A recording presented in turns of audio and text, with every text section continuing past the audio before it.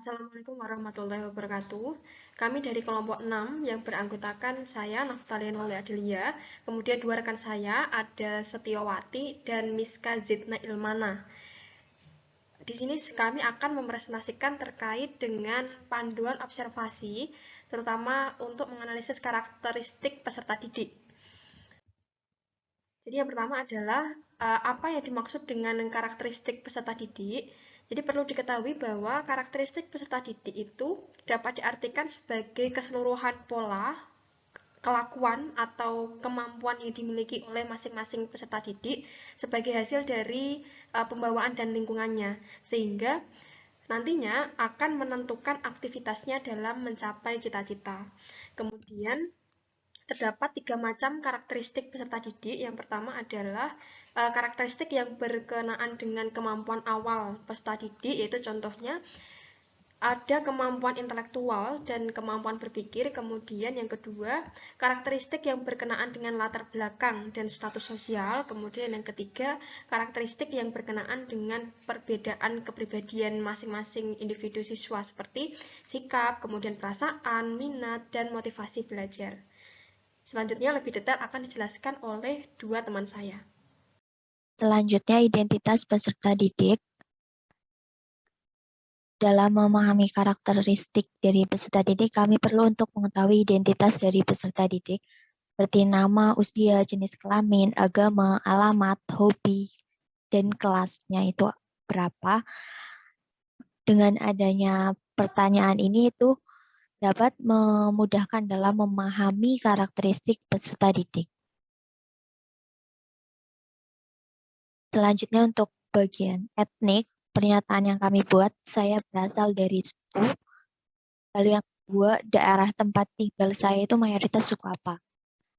Nah, dan kami mengetahui suku dari peserta didik, terus juga daerah tempat tinggalnya itu mayoritas sukunya itu apa, maka kami dapat memudahkan dalam memahami karakteristik dari peserta didik.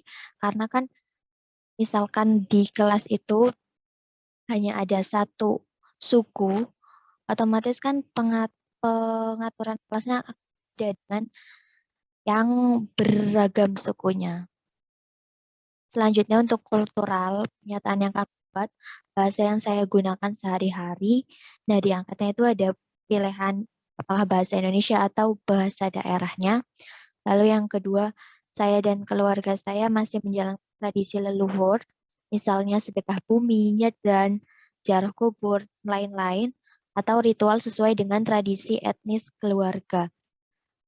Pernyataan kultural ini bertujuan agar guru dalam melakukan proses pembelajaran itu mampu menyikapi keberagaman budaya yang ada di kelasnya.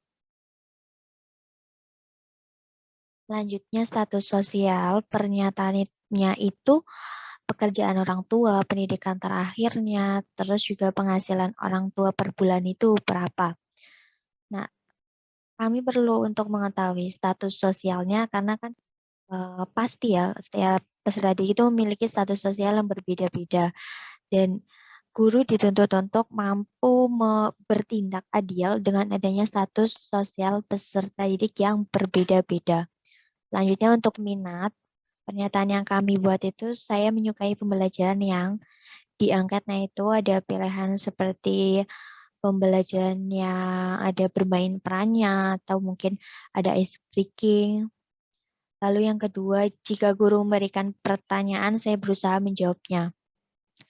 Nah, pernyataan minat ini itu untuk mengetahui apakah peserta didik itu memiliki minat belajar yang tinggi, rendah, atau sedang. Nah, karena kan kemungkinan minat belajar peserta didik itu kan berbeda-beda, maka guru juga perlu untuk membantu mengembangkan minat belajar dari peserta didik. Selanjutnya akan dijelaskan oleh Mbak Setio. Baik, selanjutnya untuk perkembangan kognitif, di aspek kognitif ada beberapa pernyataan. Untuk contohnya, saya suka menghubungkan materi pelajaran dengan kehidupan sehari-hari. Jadi ranah kognitif itu adalah kemampuan dari peserta didik untuk memahami materi yang telah kita sampaikan ya. Jadi di sini ada poin kunci yaitu materi pelajaran. Mereka menguasai atau memahami materi pelajaran, kemudian menghubungkan materi tersebut dengan kehidupan sehari-hari.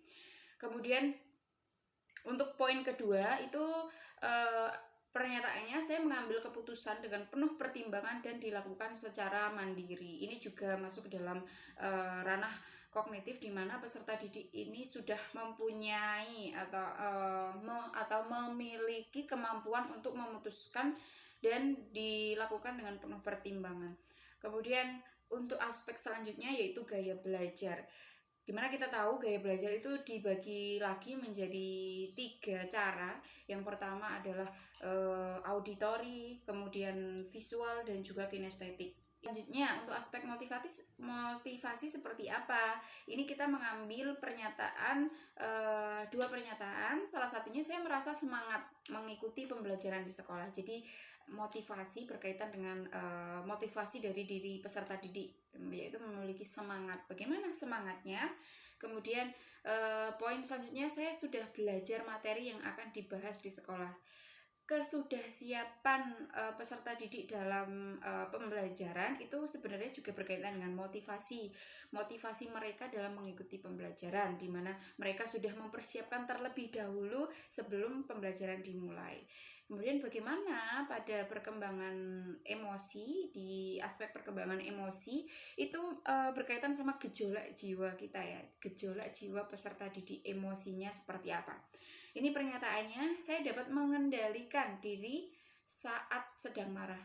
Nah, lalu bagaimana emosi dari peserta didik itu juga mempengaruhi pembelajaran nanti yang akan berlangsung di kelas. Kemudian ada contoh pernyataan yang kedua, saya berempati, ikut merasakan ya terhadap teman yang mengalami kesulitan. Kemudian untuk aspek sosial sendiri, kita sudah tahu memaknai ya, arti kata sosial berarti yang berkaitan dengan dunia sosial peserta didik. Yang pertama, saya dapat menerima diri sendiri dengan segala kekurangannya. Kemudian saya menyapa guru ketika bertemu atau berpapasan di lingkungan sekolah. Kemudian untuk perkembangan moral ini ada 2 pernyataan. Saya bersikap sopan dan santun pada semua orang yang ada di lingkungan sekolah. Ini sudah jelas ya. Jadi tentang moral peserta didik ini berkaitan dengan sopan santun atau unggah-ungguh, apalagi kita berasal dari sekolah yang menanamkan nilai-nilai moral. Jadi ya harus menggali sikap moral dari peserta didik, sopan santunnya seperti apa, unggah-ungguhnya seperti apa. Kemudian ada juga, saya senang membantu orang yang membutuhkan bantuan saya. Lalu bagaimana pada aspek perkembangan motorik?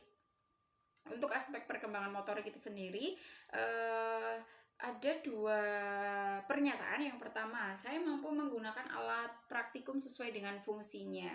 Kemudian saya memanfaatkan fasilitas internet, perpustakaan, proyektor, dan sebagainya yang disediakan sekolah untuk meningkatkan pengetahuan saya. Dapat disimpulkan dari beberapa pernyataan-pernyataan tersebut. Jadi ada beberapa pernyataan yang dapat digunakan dalam menggali informasi sebanyak-banyaknya mengenai perkembangan dari peserta didik. Dilihat dari beberapa aspek, salah satunya ada gaya belajarnya seperti apa, kemudian moralnya seperti apa, sosialnya di lingkungan masyarakat seperti apa, nanti akan mempermudah kita sebagai pendidik untuk melakukan pembelajaran di kelas. Nah, itu tadi presentasi atau pemaparan dari kelompok 6. Semoga bermanfaat. Terima kasih. Wassalamualaikum warahmatullahi wabarakatuh.